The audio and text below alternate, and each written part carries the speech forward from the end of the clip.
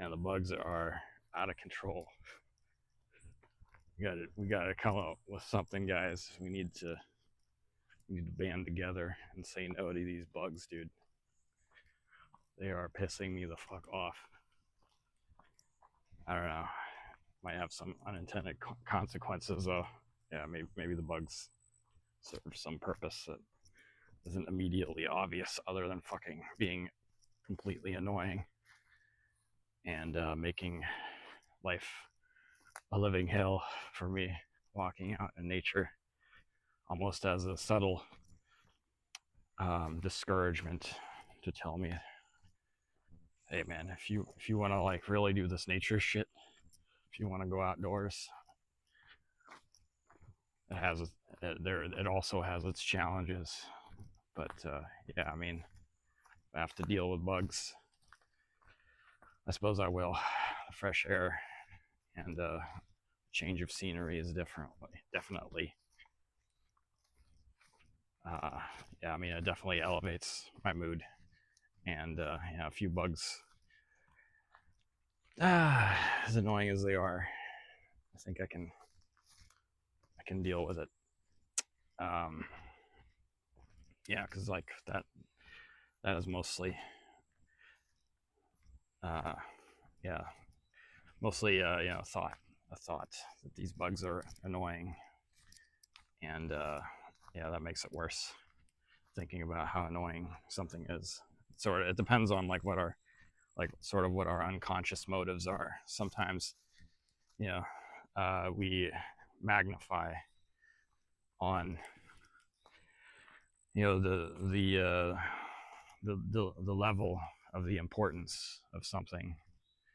So like something that could be a minor tolerable annoyance, um, depending on the person that you ask, it can they can either justify it to they can use it to either motivate themselves or to discourage themselves. And I think this is something that human beings, especially in modern times, have grown very accustomed to, is basically making shit up.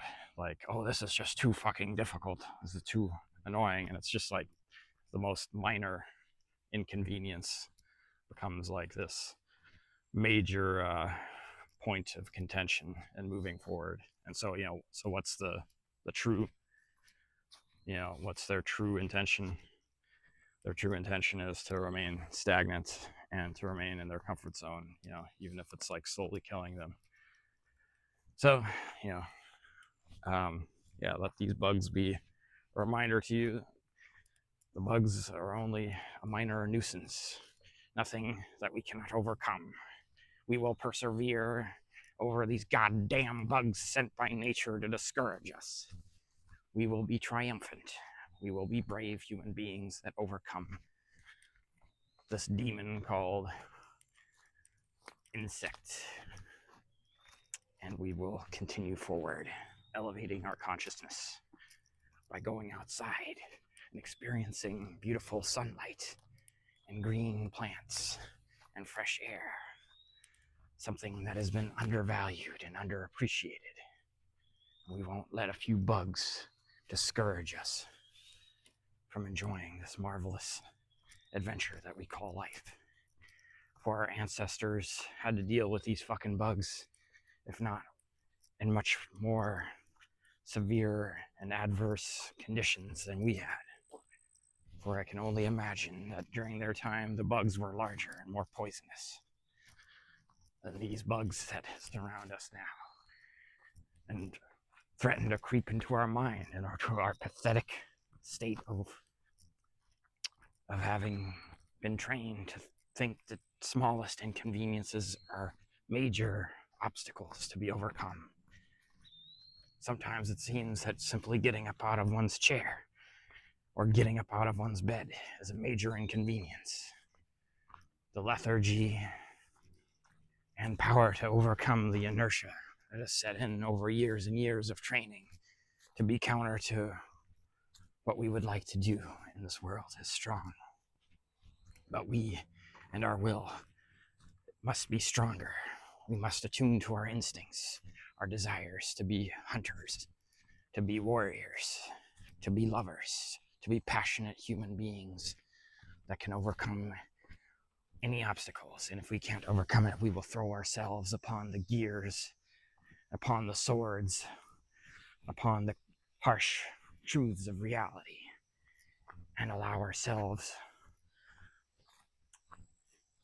to approach life in a courageous way, even if we have to suffer greatly, even if we have to serve as an example of somebody who ventured forward into the abyss and perhaps did not return, but if only for the small chance of success to drive humanity forward in some profound way that is going to illuminate and be helpful to mankind and the prosperous spirit within inside of us that has been waiting dormant and is wanting to be released. Yes, we must overcome these obstacles of the mind, these little devils, these little imps on our shoulders, these vestiges from past relationships, from teachers who did not have our interests at heart, who only wanted us to be quiet so that they could mark off a check on their list of things that would give them and keep them in good standing with the authoritarian powers that be.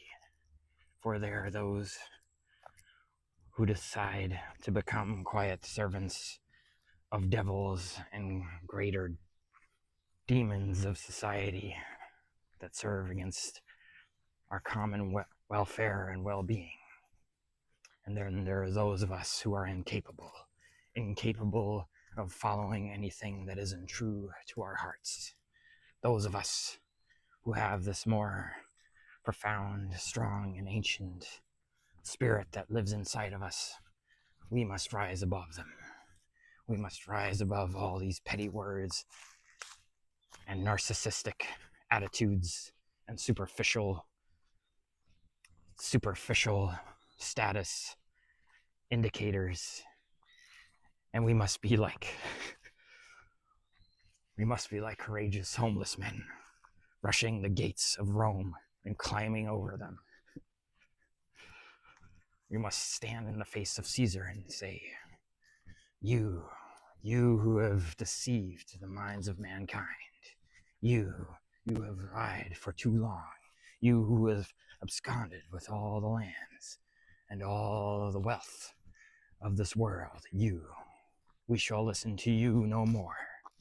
We shall live our lives in freedom, for there is freedom to be had out there in this world.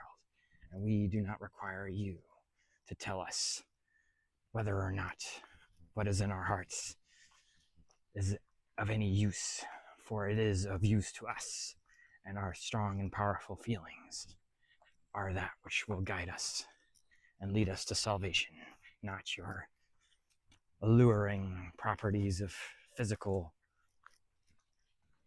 meaningless achievement, your little status symbols, your attempts at keeping us spinning the wheels inside of a hamster cage, to continue us moving into a stagnant lack of direction. Yes, we shall be free of all such things. We shall emerge victorious on the other side to a brighter future. And if we don't, then we will help aid this future into existence by ranting into a microphone while recording ourselves being attacked by vicious little bugs surrounded by nature. Oh my God. While trying to avoid listening to the darker voices inside of us that tell us how useless and pathetic we are. How existence has seemed to serve as a cruel joke. Only to serve as a God damn, these bugs are really infuriating me. Oh my God. All right, let's try something different. All right, we'll walk through the valley of the shadow of death. I shall fear no insect. Thy rod and thy staff comfort me. Thou anointest my head with oil. I shall fear no insect and no pestilent thought inside my head that tells me that I'm a loser, that I have achieved very little in this life, that anyone gives a shit about, that I may as well not exist, and none would be the wiser. People would say, that guy is gone. Who is he again? That guy? Yeah, I think I remember him somewhere from someplace. Did I go to school with him? I don't even remember that fucking guy. That guy disappeared one day. He wandered off into the wilderness and never came back. Oh well. There's 100 million others like him. Another 100 million useless ne'er-do-wells, such as him. No, he was not like us, the important people, the people who did what they were told, got the good grades in school, went to college, got the education, married, had a family, went to church every Sunday, lived proper and orderly lives. Yes, did all the things that they were told to do, except they forgot how to be a human being somewhere along in the process. And they instead traded their humanity for a somnambulistic, robotic existence. Yes, I must say, if it does seem like vinegar to your ear, okay, yeah, I just picked my fucking nose. That's right, picking my nose out here in the wilderness. Jesus, what the fuck am I doing? What am I doing? What am I doing with my life? Yeah, that is the question one has to ask themselves at some point. What the fuck have I done? So many years have gone by.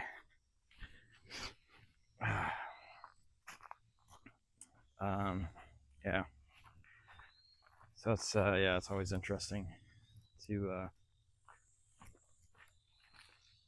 examine one's thoughts, to examine one's shadows, because there's it's like who we are. There's the person that we want to be. There's the feeling that propels us forward.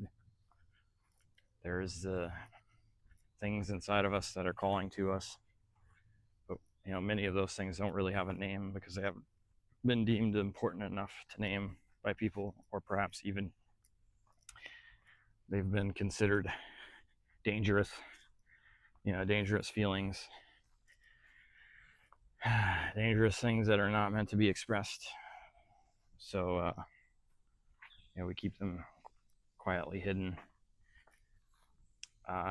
never talk about them, while they slowly turn into a caustic sort of acid inside of our entire being and threaten to consume us, because the feelings that we don't pay attention to, they don't just go away.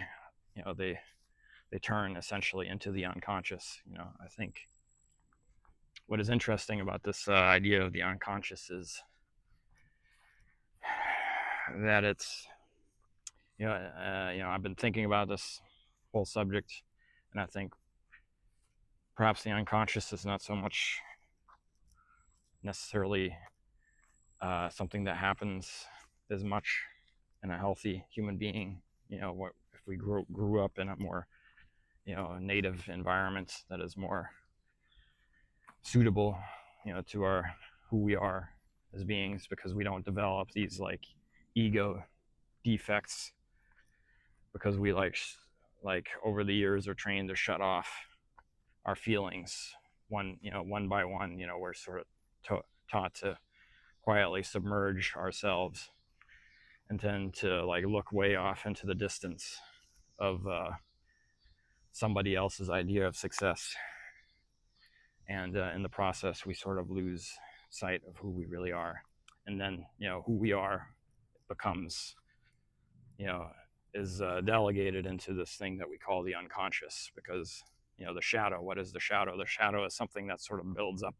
It's like pressure inside of us that sort of leaks out of the sides. It becomes passive aggressive. And sometimes, under the right circumstances, we allow ourselves to like burst out and say, fuck all of you motherfuckers. I don't like you anyway. You know what I'm saying? So, is the unconscious really unconscious? Or is it something that has been consciously made unconscious? So there's this conscious intention that whenever we get too close to a feeling that makes us feel something too strong and powerful, that we shut off. Oh shit, that's scary. That'll get me in trouble. I can't behave in this way. Like I have some deep-seated childhood trauma that I have this traumatic experience of when I did this thing that people made fun of me, or people told me that I was bad and that I shouldn't. That I had to go to my room or get like beaten by my parents or yelled at or whatever. Sit quietly in school or be yelled at, get detention, all this nonsense.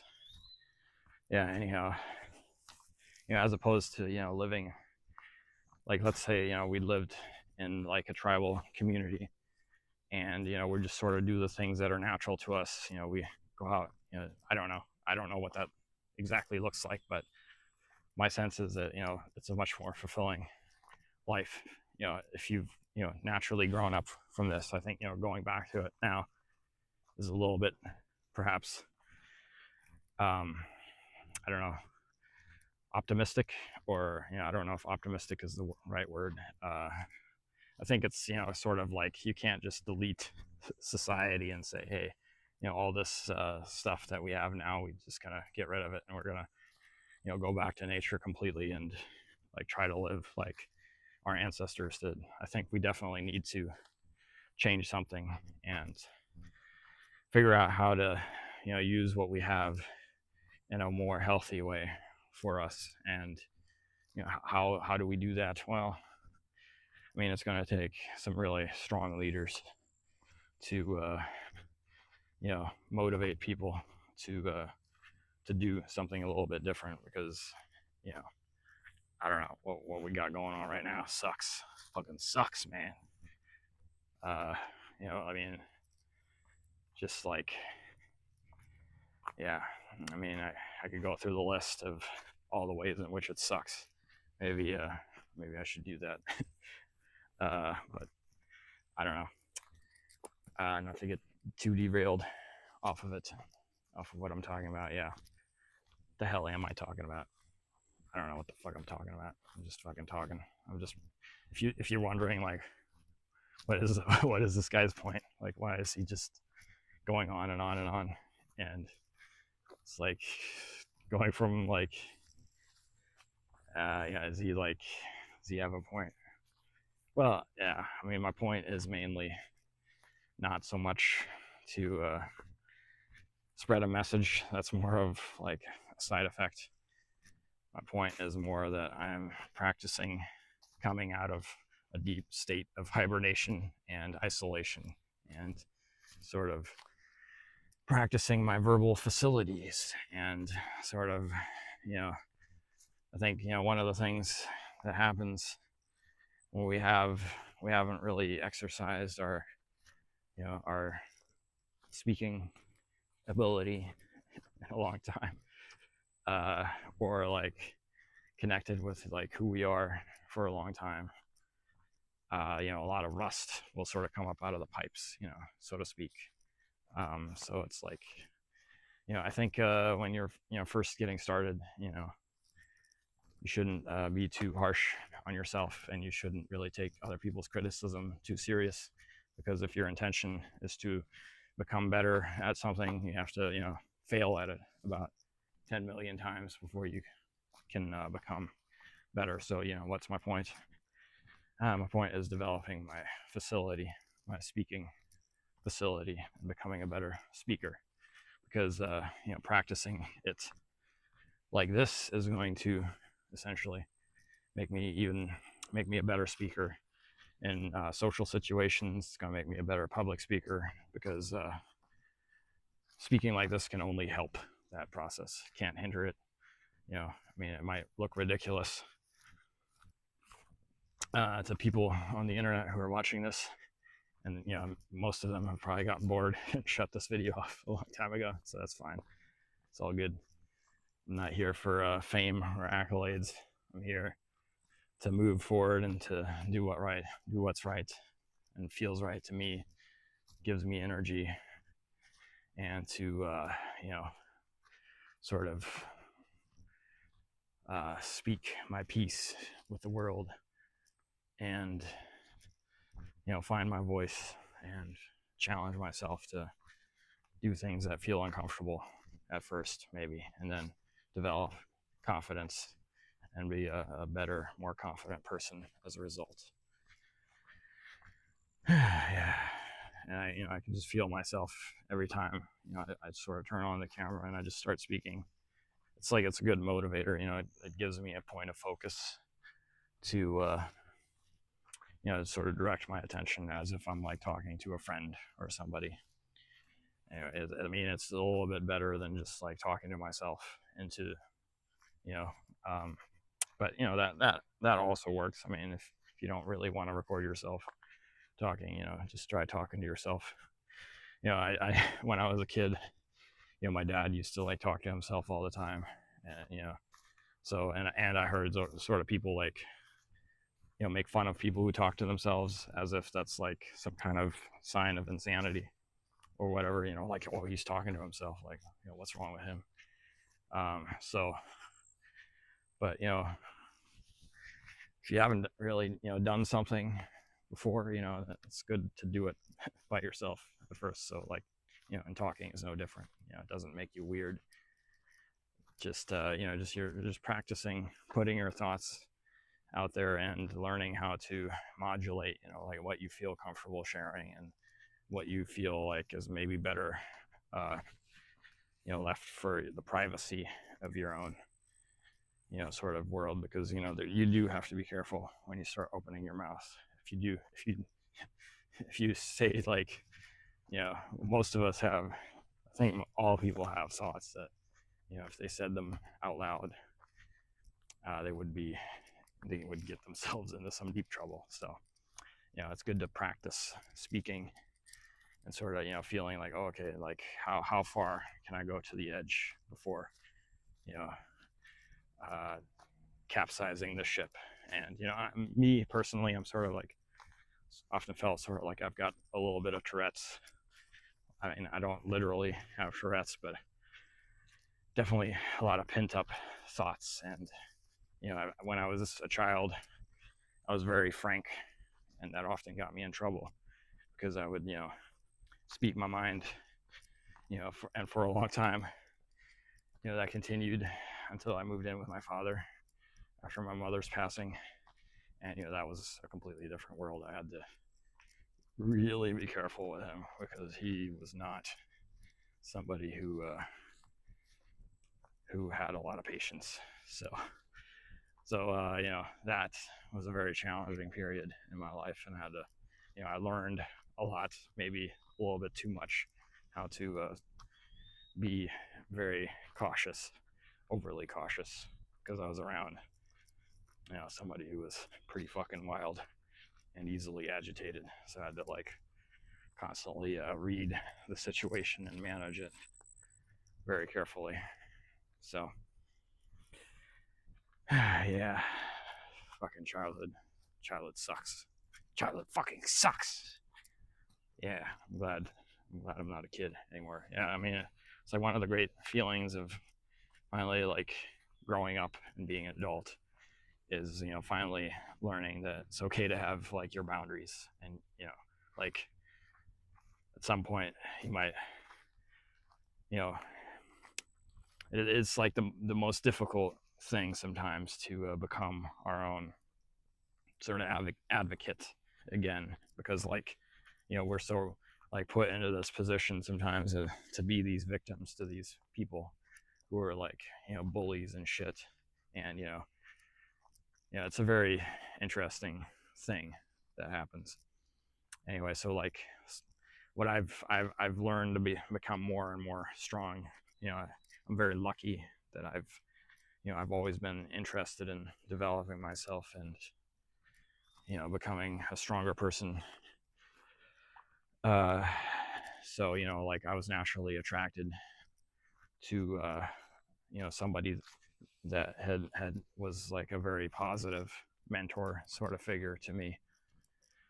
And I was, through working with him, I've learned to sort of reestablish my confidence. So if you really want to grow as an individual, it's definitely helpful to have somebody who's supportive and supports you and allows you to throw a tantrum sometimes, and allows you to say like, fuck you, you motherfucker, I ain't doing that shit anymore, you motherfucker, shut your goddamn mouth. Someone who can fucking handle like somebody's strong feelings. And we live in a pathetically weak society of like, oh my god, I can't believe you said that to me. After all these years I took care of you. Oh my god, you're so ungrateful. Nah, dude. Like this pathetic fucking bullshit. Like people try to manipulate you into shutting the fuck up. Like someone tries that shit on you.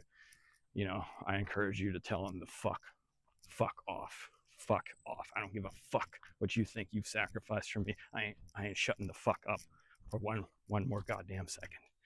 I'm gonna be myself. And you know what? I'm gonna be on my fucking team, because if you're not gonna be on my fucking team, I'll be on my fucking team. So you guys can all fuck off. You know what? So anyway, don't get too violent. Keep it verbal. But remember, sticks and stones can break bones, but words, fuck it. If they can't handle it, fuck them. Fuck all those motherfuckers. I just said fuck a lot. Yeah. You know what? There's a study.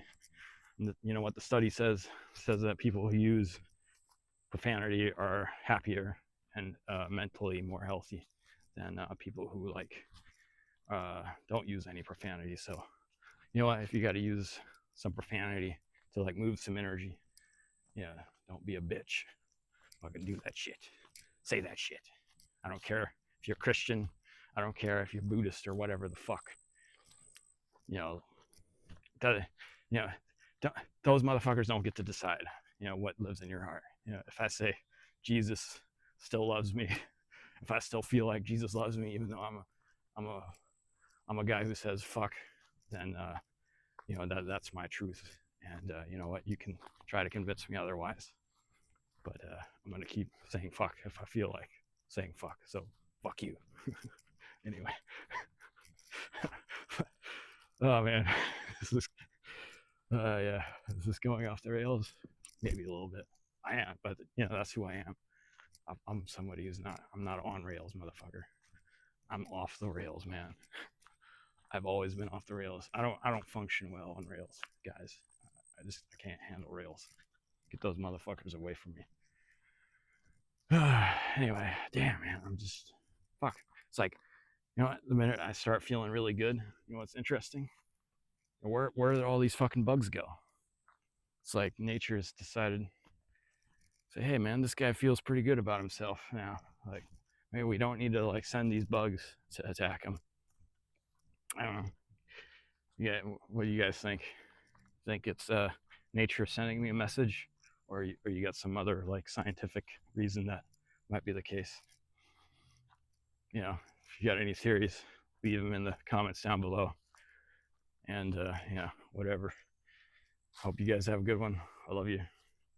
Hope you guys enjoyed this meandering monologue exercise of practicing my abilities to interface with the universe and with the people and with my own unconscious that has developed through the many years and years of isolation and brutal depression and sadness and tragedy.